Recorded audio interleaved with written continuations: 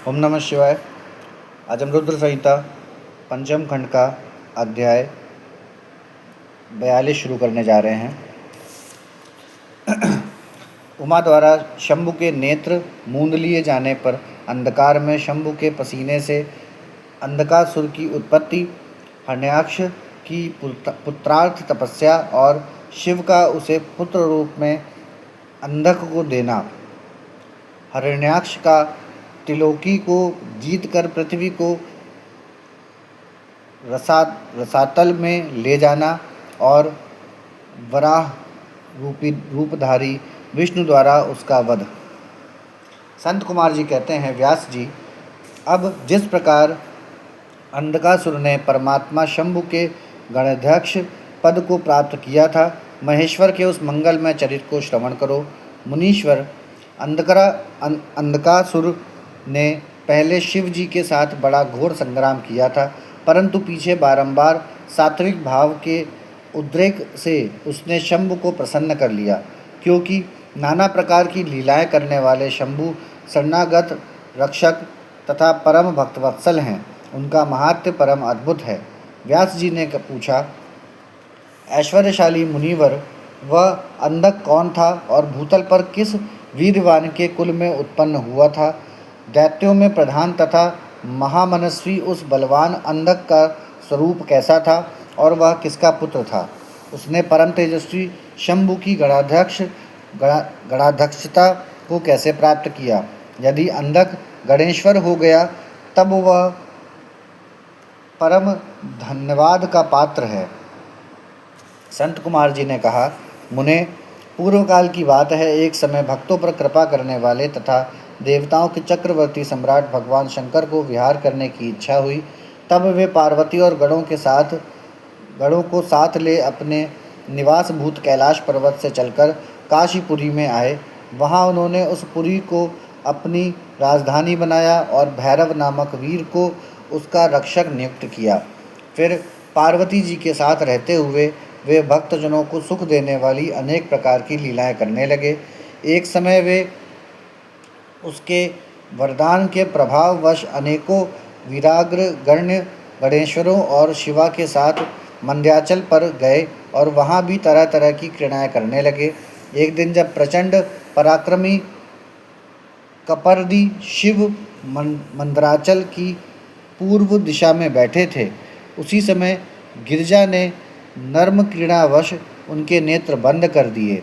इस प्रकार जब पार्वती ने मूंगे, सुवर्ण और कमल की प्रभाव वाले अपने कर कमलों से हर के नेत्र बंद कर दिए, तब उनके नेत्रों के मूंद जाने के कारण वहाँ क्षण भर में ही घोर अंधकार फैल गया। पार्वती के हाथों का महेश्वर के शरीर से स्पर्श होने के कारण शंभु के ललाट में स्थित अग्नि से संतप्त होकर मद जल प्रकट हो गया और जल की बहुत सी बूंदें टपक पड़ी। तदंतर उन बूंदों ने एक गर्भ का रूप धारण कर लिया। उससे एक ऐसा जीव प्रकट हुआ जिसका मुख विकराल था। वह अत्यंत भयंकर, क्रोधी, कृतघ्न, अंधा, कुरूप, जटाधारी, काले रंग का, मनुष्य से भिन्न, बेडौल और सुंदर बालों वाला था। उसके कंठ से घोर घरघर शब्द निकल रहा था। वह कभी गाता, कभी हंसता और कभी रोने लगता था तथा जबड़ों को चाटते हुए नाच रहा था। उस उद्धत दृश्य वाले जीव के प्रकट होने पर शिव जी मुस्कुराकर पार्वती जी से बोले। श्री महेश्वर ने कहा, प्रिय, मेरे नेत्रों को मूंद कर तुमने ही तो यह कर्म किया है, फिर तुम उससे भय क्यों कर रही हो? शंकर जी के उस वचन को सुनकर गौरी हंस पड़ी और उनके नेत्रों पर से उन्होंने अपना हाथ हटा लिया। फिर तो वहाँ प्रकाश छा गया, परंतु उस प्राणी का रूप भयंकर ही बना रहा और अंधकार से उत्पन्न होने के कारण उसके नेत्र भी अंधे थे। तब वैसे प्राणी को प्रकट हुआ देखकर गौरी ने महेश्वर से पूछा। गौरी ने कहा, भगवान, मुझे सच सच बताइए कि हम लोगों के सामने प्रकट हुआ ये बेडौल प्राणी कौन है? यह तो अत्यंत भयंकर है। किस निमित्त को लेकर किसने इसकी सृष्टि की है और यह किसका पुत्र है? संत कुमार जी ने कहते हैं, महर्षि, जब लीला रचने वाली तथा तीनों लोकों की जननी गौरी ने सृष्टिकर्ता की उस अंधी सृष्टि के विषय में यो प्रश्न किया, तब लीला विहारी भगवान शंकर अपनी प्रिया के उस वचन को सुनकर कुछ मुस्कुराए और इस प्रकार बोले। महेश्वर ने कहा, अद्भुत चरित्र रचने वाली अंबिके, सुनो। जब तुमने मेरे नेत्र मूंद लिए थे, उसी समय यह अद्भुत एवं प्रचंड पराक्रमी प्राणी मेरे पसीने से प्रकट हुआ। इसका नाम अंधक है। तुम ही इसको उत्पन्न करने वाली हो, अतः सखियों सहित तुम्हें करुणापूर्वक इसकी गणों से यथा योग्य रक्षा करते रहना चाहिए। आर्य, इस प्रकार बुद्धिपूर्वक विचार करके ही तुम्हें सब कार्य करना चाहिए। संत कुमार जी कहते हैं, मुने, अपने स्वामी के ऐसे वचन सुनकर गौरी का हृदय करुणार्द्र हो गया। वे अपनी सखियों सहित अंधक की अपने पुत्र की भांति नाना प्रकार के उपायों द्वारा रक्षा करने लगी। तदंतर शिशिर ऋतु आने पर दैत्य हिरण्याक्ष पुत्र की कामना से उसी वन में आया, क्योंकि उसकी पत्नी ने उसके ज्येष्ठ बंधु की संतान परंपरा को देखकर उसे संतानार्थ तपश्चर्या के लिए प्रेरित किया था। वहाँ वह कश्यप नंदन हिरण्याक्ष वन का आश्रय ले पुत्र प्राप्ति के लिए घोर तप करने लगा। उसके मन में महेश्वर के दर्शन की इच्छा थी, अतः वह क्रोध आदि दोषों को अपने काबू में करके ठूंठ की भांति निश्चल होकर समाधिस्थ हो गया। द्विजेंद्र, तब जिसकी ध्वजा में वृष का चिन्ह वर्तमान है तथा जो पिनाक धारण करने वाले हैं, वे महेश उसकी तपस्या से पूर्णतया प्रसन्न होकर उसे वर प्रदान करने के लिए चले और उस स्थान पर पहुंचकर दैत्य प्रवर हिरण्याक्ष से बोले। महेश ने कहा, दैत्यनाथ, अब तू अपनी इंद्रियों का विनाश मत कर। किस लिए तूने इस व्रत का आश्रय लिया है? तू अपना मनोरथ तो प्रकट कर। मैं वरदाता शंकर हूँ, अतः तेरी जो अभिलाषा होगी वह सब मैं तुझे प्रदान करूँगा। संत कुमार जी कहते हैं, महर्षि, महेश्वर के उस सरस वचन को सुनकर दैत्यराज हिरण्याक्ष परम प्रसन्न हुआ। उसने गिरीश के चरणों में नमस्कार करके अनेक प्रकार से उनकी स्तुति की। फिर वह अंजलि बांधे सिर झुकाकर कहने लगा। हिरण्याक्ष ने कहा, चंद्रभाल, मेरे उत्तम पराक्रम संपन्न तथा दैत्य कुल के अनुरूप कोई पुत्र नहीं है, इसीलिए मैंने इस व्रत का अनुष्ठान किया है। देवेश, मुझे परम बलशाली पुत्र दीजिए। संत कुमार जी कहते हैं, मुने, दैत्यराज के उस वचन को सुनकर कृपालु शंकर प्रसन्न हो गए और उससे बोले, दैत्याधिप, तेरे भाग्य में तेरे वीर से उत्पन्न होने वाला पुत्र तो नहीं लिखा है, किंतु मैं तुझे एक पुत्र देता हूँ। मेरा एक पुत्र है जिसका नाम अंधक है। वह तेरे ही समान पराक्रमी और अजेय है। तू संपूर्ण दुखों को त्याग कर उसी को पुत्र रूप से वरण कर ले और इस प्रकार पुत्र प्राप्त कर ले। संत कुमार जी कहते हैं, महर्षि, उससे यूँ कहकर गौरी के साथ विराजमान उन महात्मा भूतनाथ त्रिपुरारी शंकर ने प्रसन्न होकर हिरण्याक्ष को वह पुत्र दे दिया। इस प्रकार शिव जी से पुत्र प्राप्त करके वह महामनस्वी दैत्य परम प्रसन्न हुआ। उसने अनेकों स्रोतों द्वारा रुद्र की पूजा करके प्रदक्षिणा की और फिर वह अपने राज्य को चला गया। गिरीश से पुत्र प्राप्त कर लेने के बाद वह प्रचंड पराक्रमी दैत्य संपूर्ण देवताओं को जीतकर इस पृथ्वी को अपने देश रसातल में उठा ले गया। तब देवताओं, मुनियों और सिद्धों ने अनंत पराक्रमी विष्णु की आराधना की। फिर तो भगवान विष्णु स्वार्थमक यज्ञ में विकराल वाराह शरीर धारण कर थुथुन के अनेकों प्रहारों से पृथ्वी को विदीर्ण करके पाताल लोक में जा घुसे। वहाँ उन्होंने कभी न टूटने वाले अपनी अगली दाढ़ों से तथा थुथुन से सैकड़ों दैत्यों का कचूमर निकालकर अपने वज्र सदृश कठोर पाद प्रहारों से निशाचरों की सेना को मत डाला। तत्पश्चात अद्भुत एवं प्रचंड तेजस्वी विष्णु ने करोड़ों सूर्यों के समान प्रकाशमान सुदर्शन चक्र से हिरण्याक्ष के प्रज्वलित सिर को काट दिया और दुष्ट दैत्यों को जलाकर भस्म कर दिया। यह देखकर देवराज इंद्र को बड़ी प्रसन्नता हुई। उन्होंने उस असुर राज्य पर अंधक को अभिषिक्त कर दिया। फिर महात्मा इंद्र विष्णु को अपनी दाढ़ों द्वारा पाताल लोक से पृथ्वी को लाते हुए देखकर परम प्रसन्न हुए और अपने स्थान पर आकर पूर्वव्रत स्वर्ग और भूतल की रक्षा करने लगे।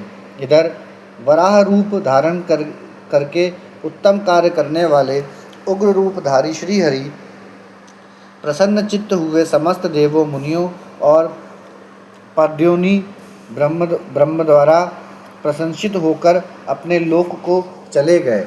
इस प्रकार वराह रूपधारी विष्णु द्वारा असुरराज हिरण्याक्ष के मारे जाने पर समस्त देव, मुनि तथा अनन्य सभी जीव सुखी हो गए।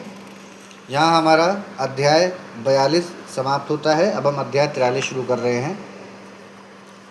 हिरण्याकश्यपु की तपस्या और ब्रह्मा से वरदान पाकर उसका अत्याचार, नरसिंह द्वारा उसका वध और प्रहलाद को राज्य प्राप्ति। संत कुमार जी कहते हैं, व्यास जी, इधर वराह रूपधारी श्रीहरि के द्वारा इस प्रकार भाई के मारे जाने पर हिरण्याकश्यपु शोक और क्रोध से संतप्त हो उठा। श्रीहरि के साथ वैर करना तो उसे रुचता ही था, अतः उसने संहार प्रेमी वीर असुरों को प्रजा का विनाश करने के लिए आज्ञा दे दी।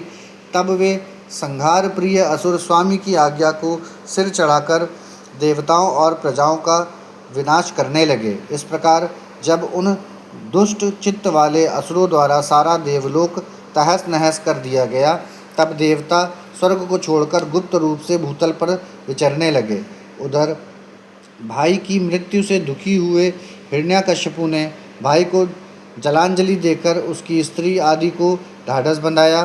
तत्पश्चात उस दैत्यराज ने अपने लिए विचार किया कि मैं अजय, अजर और अमर हो जाऊं। मेरा ही एक छत्र साम्राज्य रहे और मेरा प्रतिद्वंदी कोई ना रह जाए। यूँ धारणा बनाकर वह मध्यांचल पर गया और वहाँ एक गुफा में अत्यंत घोर तपस्या करने लगा। उस समय वह पैर के अंगूठे के बल खड़ा था। उसकी भुजाएं ऊपर की ओर उठी थीं और दृष्टि आकाश की ओर लगी थी। उसकी तपस्या से संतप्त होकर देवताओं का मुख विकृत हो उठा। वे स्वर्ग को छोड़कर ब्रह्मलोक में जा पहुँचे और उन्होंने ब्रह्मा से अपना दुखड़ा कह सुनाया। व्यास जी, उन देवताओं के इस प्रकार कहने पर स्वयंभू ब्रह्म, भृगु, दक्ष आदि के साथ उस दैत्येश्वर के आश्रम पर गए। तब जिसने अपने तप से संपूर्ण लोकों को संतप्त कर दिया था, उस हिरण्यकश्यपु ने वर देने के लिए आए हुए पाद्योनी ब्रह्मा को अपने सामने उपस्थित देखा। उधर पितामह ने भी उससे कहा, वर मांग। तब जिसकी बुद्धि मोहित नहीं हुई थी, उस असुर ने विधाता की उस मधुर वाणी को सुनकर इस प्रकार कहा।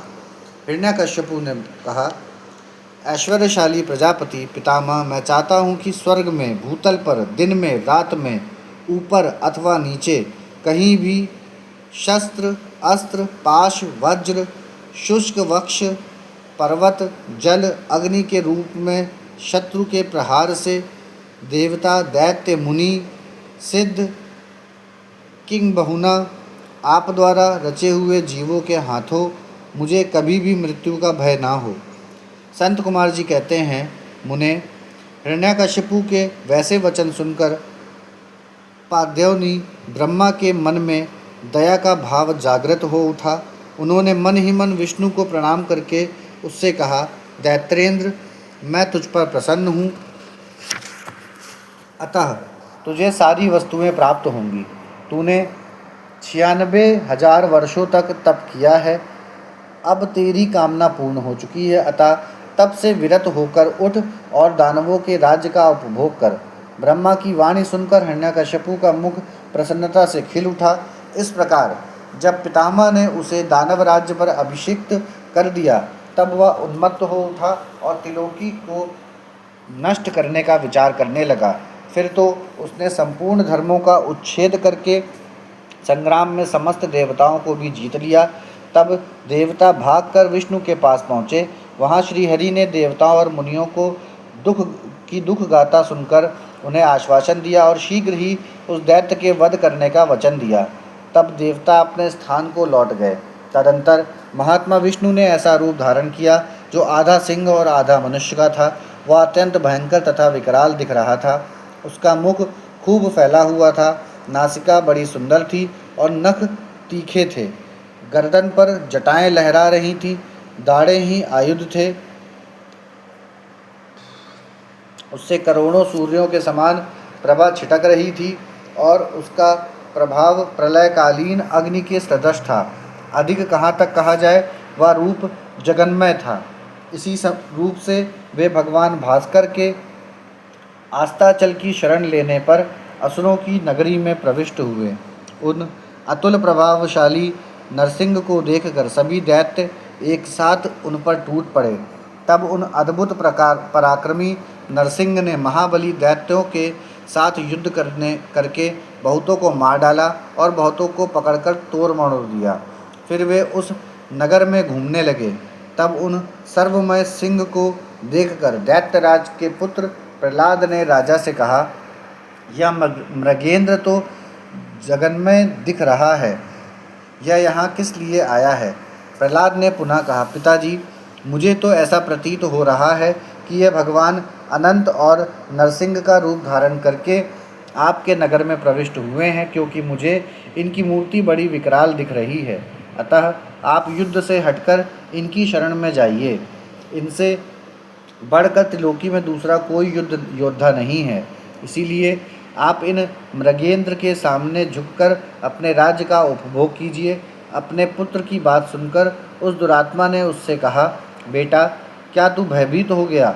अपने पुत्र से यूँ कहकर दैत्यों के अधिपति राजा हिरण्याकश्यपु ने महाबली दैत्यों को आज्ञा देते हुए कहा, वीरों, तुम लोग इस बेडौल भ्रुकुटी और नेत्र वाले सिंह को पकड़ लो। तब स्वामी की आज्ञा से उन मृगेंद्र को पकड़ने की इच्छा से वे सभी बड़े बड़े दैत्य रणभूमि में घुसे। परंतु जैसे रूप की अभिलाषा से अग्नि में प्रवेश करने वाले पतंगे जल भुन जाते हैं, उसी तरह वे सब के सब क्षण भर में जलकर भस्म हो गए। दैत्यों के दग्ध हो जाने पर भी वह दैत्यराज संपूर्ण शस्त्र, अस्त्र, शक्ति, दृष्टि, पाश, अंकुश और पावक आदि से उन मृगेंद्र के साथ लोहा लेता ही रहा। इस प्रकार बहुत काल तक भयानक युद्ध हुआ। अंत में उन नरसिंह ने वज्र के समान कठोर अपनी अनेकों भुजाओं से उस दैत्य को पकड़ लिया और उसे अपने जानुओं पर लिटाकर दानवों के मर्म को विदीर्ण करने वाले नंखारुओं से उसकी छाती चीर डाली तथा खून से लथपथ हुए उसके हृदय कमल को निकाल लिया। फिर उसी क्षण उसके प्राण पखेरु उड़ गए। तब भगवान नरसिंह ने बारंबार के आघात से जिसके सारे अंग चूर चूर हो गए थे, उस काष्ठभूत दैत्य को छोड़ दिया। उस समय उस देवशत्रु के मारे जाने पर उन्हें बड़ी प्रसन्नता हुई। उसी अवसर पर प्रहलाद ने आकर उनके चरणों में सिर झुकाया। तब अद्भुत पराक्रमी विष्णु ने प्रहलाद को बुलाकर उन्हें दैत्यों के राज्य पर अभिषिक्त कर दिया और स्वयं अतितीर्थ गति को प्राप्त हो गए, अर्थात अंतर्ध्यान हो गए। तदंतर पितामह आदि समस्त सुरेश्वर परम प्रसन्न हो अपना कार्य सिद्ध करने वाले पूजनीय भगवान विष्णु को उसी दिशा में प्रणाम करके अपने अपने धाम को चले गए। विप्रवर, प्रसंगवश मैंने रुद्र से अंधक की उत्पत्ति, वराह से हिरण्याक्ष की मृत्यु, नरसिंह के हाथों उसके भाई का विनाश और प्रहलाद राज्य प्राप्ति का वर्णन कर दिया।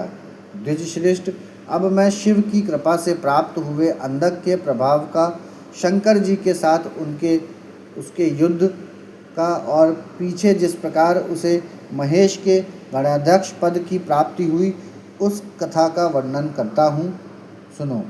यहाँ पर हमारा अध्याय 43 समाप्त होता है। ओम नमः शिवाय।